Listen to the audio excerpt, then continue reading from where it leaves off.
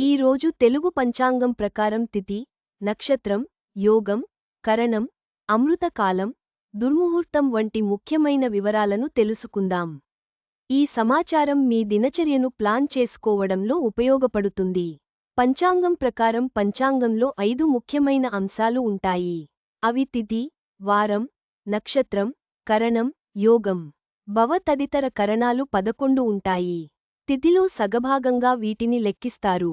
2 కరణాలు ఒక యోగం.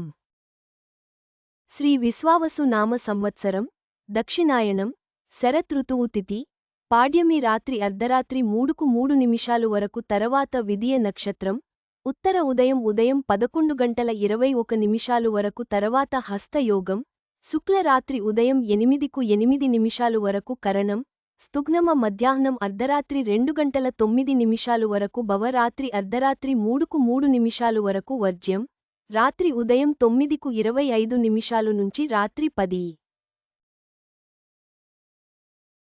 10:20 వరకు దుర్ముహూర్తం, మధ్యాహ్నం 12:32 నుంచి మధ్యాహ్నం అర్ధరాత్రి 1:20 వరకు మధ్యాహ్నం అర్ధరాత్రి 3:04 నుంచి మధ్యాహ్నం తెల్లవారుజాము 3:44 వరకు రాహుకాలం, ఉదయం 7:38 నుంచి ఉదయం 9:08 వరకు యమగండం, ఉదయం 10:38 నుంచి మధ్యాహ్నం తెల్లవారుజాము 3:44 వరకు. ఈ పంచాంగం సమాచారం మీ శుభకార్యాలను సకాలంలో పూర్తి చేయడానికి ఉపయోగపడుతుంది.